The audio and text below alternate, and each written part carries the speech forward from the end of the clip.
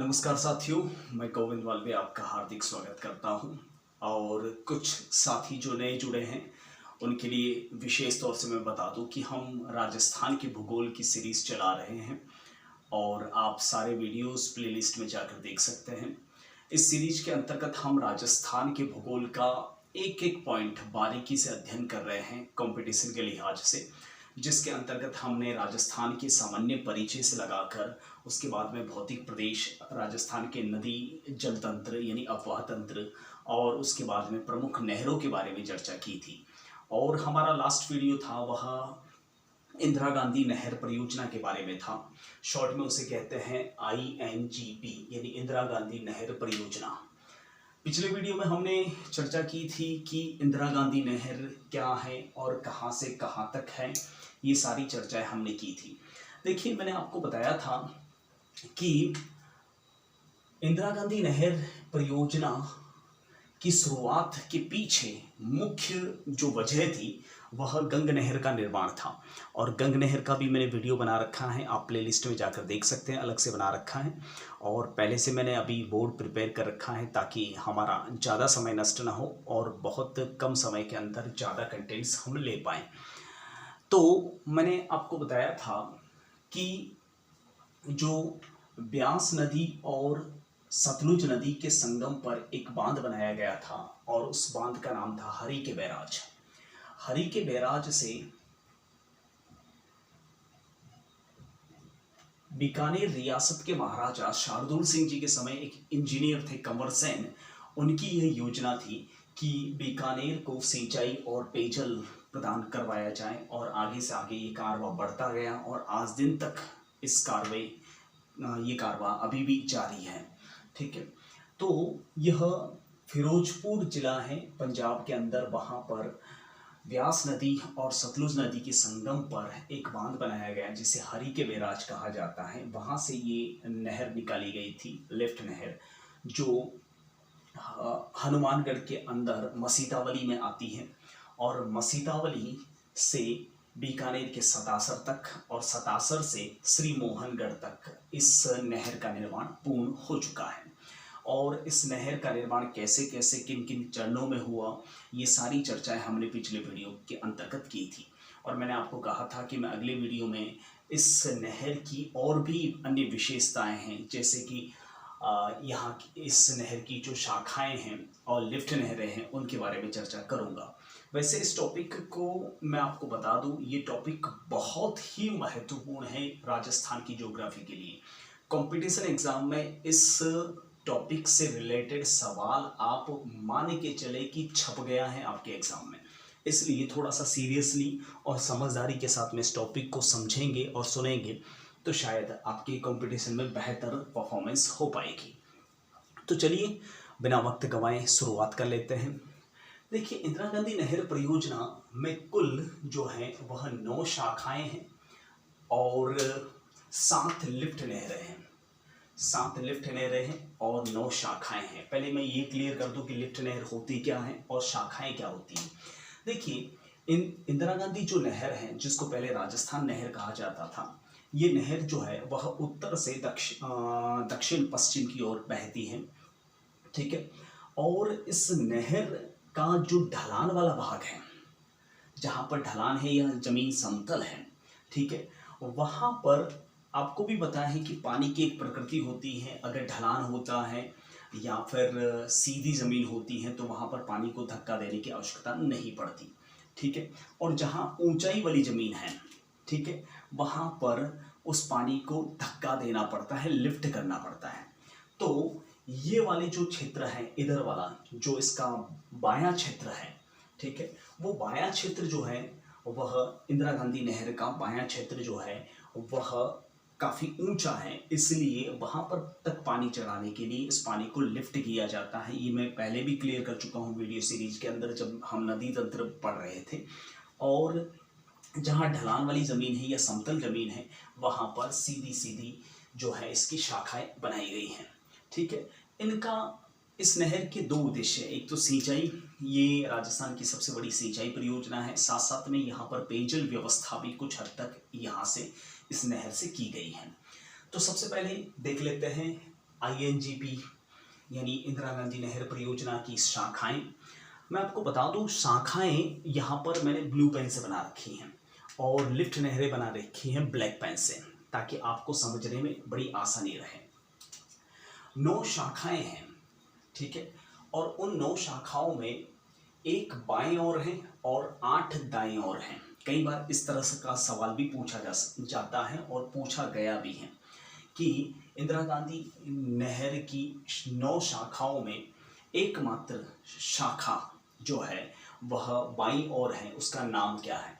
तो आपको उसका नाम याद हो जाना चाहिए। वैसे मैं बता देता हूँ, 9 शाखाएं हैं जिसमें एक बाईं ओर है और 8 दाईं ओर है।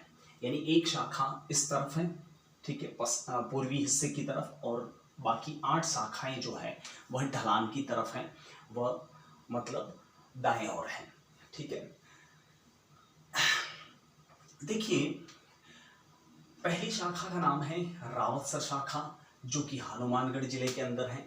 रावतसर शाखा एकमात्र ऐसी शाखा है जो बाईं ओर है। यहाँ मैंने बना रखी है, ये हनुमानगढ़ जिला, और इसमें ये बाईं ओर शाखा है, जो एकमात्र शाखा है इंदिरा गांधी नहर की जो बाईं ओर है। और बाकी जितनी भी शाखाएं मैंने नीचे लिख रखी है वो सारी की सारी दाईं ओर हैं, यानी राजस्थान के पश्चिम की ओर। आपको आसानी से दिख पा रही होगी। पूछा जा सकता है और कई बार पूछा गया है, इंदिरा गांधी नहर परियोजना के अंदर एकमात्र बाईं शाखा, तो आपका उत्तर होगा रावतसर, ठीक है। इसके अलावा इन शाखाओं से कौन कौन से जिले लाभान्वित हैं, ये भी सवाल बनता है। तो रावतसर शाखा जो है उससे एकमात्र जिला लाभान्वित है, वह है हनुमानगढ़, ठीक है, क्योंकि ये हनुमानगढ़ के अंदर ही मौजूद है। आप देख सकते हैं इसको मैप के जरिए।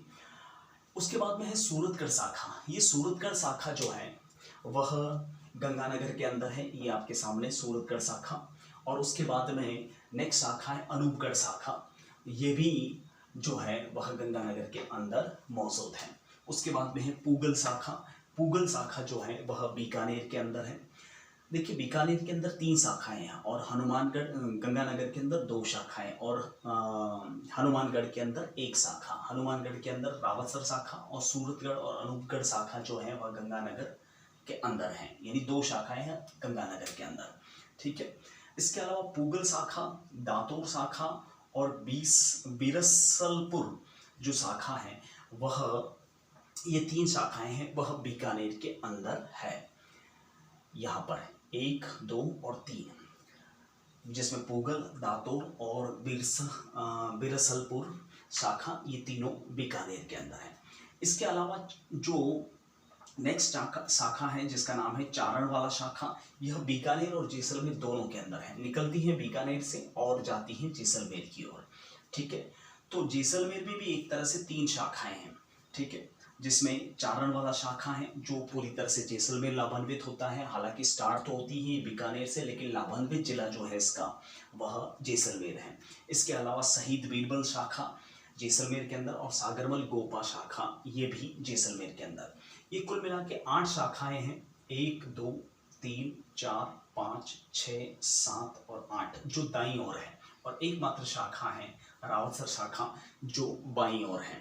इसका विशेष तौर से ध्यान रखिएगा, रावतसर जो शाखा है वह बाईं ओर है और बाकी 8 शाखाएं हैं वह दाईं ओर है। और दूसरा आपको याद रखना है कि किस शाखा से कौन सा जिला लाभान्वित होता है, ठीक है।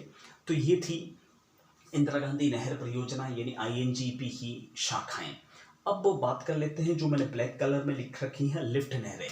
लिफ्ट नहरें मैंने ब्लैक कलर से लिख रखी है और बना भी ब्लैक कलर से रखी हैं, ठीक है। पहली लिफ्ट नहर है, देखिए लिफ्ट नहरों की कुल संख्या है 7, ध्यान देना, 7 लिफ्ट नहरें हैं इंदिरा गांधी नहर पर और 9 शाखाएं हैं, ठीक है।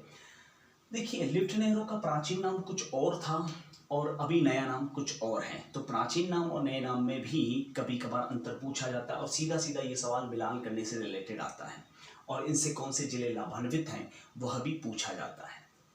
तो पहली जो लिफ्ट नहर है वह है गांधेली सहावा लिफ्ट नहर। गांधेली सहावा लिफ्ट नहर, जिसका नामकरण अभी हाल ही में कर दिया गया है चौधरी कुंभाराम आर्य लिफ्ट नहर। यहीं पर हमारे देश के जो होनहार नेता हैं राहुल जी गांधी उन्होंने यहाँ पर इसका उद्घाटन किया था। यह लिफ्ट नहर जो है वह हनुमानगढ़, चूरू और झुंझुनू जिले इससे लाभान्वित होते हैं। ये लिफ्ट नहर है वो है वह हनुमानगढ़ से लगाकर चूरू और चूरू से ठेठ झुंझुनू तक जाती है। यह पहली लिफ्ट नहर है और सबसे लंबी लिफ्ट नहर भी है। ठीक है, उसके बाद में है बीकानेर लूणकरण लिफ्ट नहर नाम था इसका प्राचीन नाम, लेकिन वर्तमान में इसका नाम बदल कर दिया गया है कंवरसेन लिफ्ट नहर। इससे लाभान्वित जिले हैं वह गंगानगर और बीकानेर है। इसका निर्माण पहले चरण में ही हो गया था। ठीक है, इसका निर्माण, बाकी लिफ्ट नहरों का निर्माण दूसरे चरण में हुआ था, प्रथम चरण में ही हो गया था जब ये नहर बन रही थी। ठीक है, तो दूसरी है बीकानेर लूणकरण लिफ्ट नहर, जिसका वर्तमान में नाम है कंवरसेन लिफ्ट नहर, जो है इससे लाभान्वित जिले हैं गंगानगर और बीकानेर। ठीक है, तीसरी लिफ्ट नहर है गजनेर लिफ्ट नहर, जिसका वर्तमान में नाम है पन्नालाल लिफ्ट नहर, जिससे लाभान्वित जिले हैं बीकानेर और नागौर। ये है पन्नालाल लिफ्ट नहर, जिससे बीकानेर और नागौर जिले जो है वह लाभान्वित होते हैं। ठीक है, नेक्स्ट लिफ्ट नहर है जिसका प्राचीन नाम था मांगड़सर लिफ्ट नहर, जिसका वर्तमान में नाम बदल कर दिया गया है वीर तेजाजी लिफ्ट नहर। इससे एकमात्र जिला जो लाभान्वित होता है वह है बीकानेर। ठीक है, तो ये भी सवाल बन सकता है कि एकमात्र लिफ्ट नहर जिससे एक ही जिला प्रभावित होता है, तो आपका उत्तर होगा वीर तेजाजी लिफ्ट नहर या मांगड़सर लिफ्ट नहर, जो प्राचीन नाम था। नेक्स्ट जो पांचवी लिफ्ट नहर है जिसका नाम है कोलायत लिफ्ट नहर, जिसका वर्तमान में नाम डॉक्टर करणी सिंह लिफ्ट नहर, जिससे बीकानेर और जोधपुर जिले लाभान्वित होते हैं। यहाँ से यहाँ तक ये पहुँचती हैं। ये है जोधपुर जिला। ठीक है, नेक्स्ट है फलोदी लिफ्ट नहर, जिसका वर्तमान में नामकरण कर दिया गया है गुरु जम्बेश्वर लिफ्ट नहर। गुरु जम्बेश्वर जो कि विश्नोई समाज के एक प्रमुख प्रवर्तक माने जाते हैं, प्रमुख संत माने जाते हैं, तो वर्तमान में इसका नाम कर दिया गया है गुरु जम्बेश्वर लिफ्ट नहर। इससे लाभान्वित जिले हैं बीकानेर और जोधपुर। ये आपकी लिफ्ट नहर है।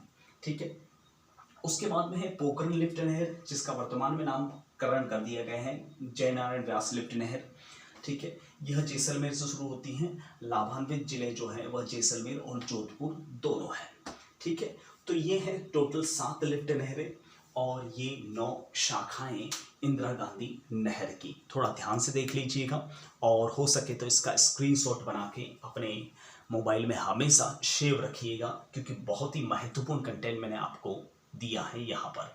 ठीक है, और निश्चित तौर पर बोर्ड पे बड़े मैटर्स में से एक आध सवाल आपके एग्जाम में आना ही आना है, ये मुझे पूरा यकीन है। ठीक है, अब बात कर लेते हैं इंदिरा गांधी नहर की कुछ उप शाखाओं की। देखिए दोस्तों, मैंने पहले भी कहा था, लास्ट वाले वीडियो में कहा था कि इस नहर का निर्माण अभी भी जारी है। ठीक है, अभी भी कंप्लीट नहीं हुआ है इंदिरा गांधी नहर का, और पूरे थार के रेगिस्तान को इस नहर ने चमन बना रखा है। ठीक है, तो अति महत्वपूर्ण है। देखिए, इसकी जो पहली उपशाखा है उसको कहते हैं लीलवा दीघर उपशाखा। लीलवा दीघर उपशाखा जो है वह पोखरण से लाठी रेंज, पोखरण और लाठी रेंज की तरफ बढ़ती है।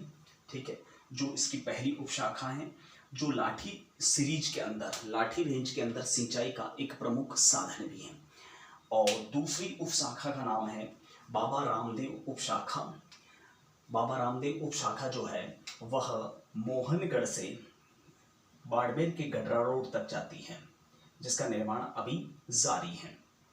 ठीक है, तो इसको मोहनगढ़ जैसलमेर जहाँ तक इसका लास्ट छोर है वहाँ से लगाकर गडरा रोड जो कि बाड़मेर के अंदर है वहाँ तक इसका फैलाव किया जा रहा है। ठीक है, इसका नाम है बाबा रामदेव उपशाखा। पहले प्राचीन नाम रखा गया था इसका गडरा रोड शाखा, उसके बाद में फिर से बदल कर दिया गया था बरकतुल्ला खान शाखा, और वर्तमान में बाबा रामदेव उपशाखा इसका नाम किया गया है।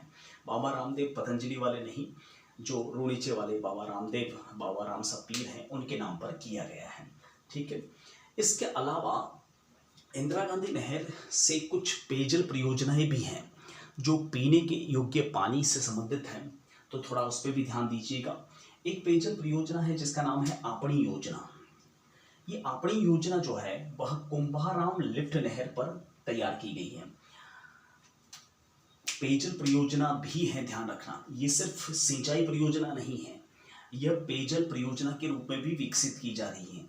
और आपणी योजना जो पेयजल परियोजना है वह इंदिरा गांधी नहर पर चौधरी कुंभाराम लिफ्ट नहर पर बनाई जा रही है। चौधरी कुंभाराम लिफ्ट नहर, जिसको पहले गांधी साहबा लिफ्ट नहर कहा जाता था, ये वाली पेयजल परियोजना जो है वह हनुमानगढ़, चूरू और झुंझुनू जिलों के लिए लाभान्वित करेगी।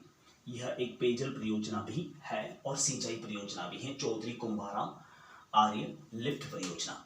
इसके अलावा तीसरी जो है वह, देखिए, इस कुंभाराम लिफ्ट परियोजना को आपणी योजना कहा जाता है, ध्यान रखना ये विशेष तौर से। और दूसरी है कि कंवरसेन पेयजल परियोजना।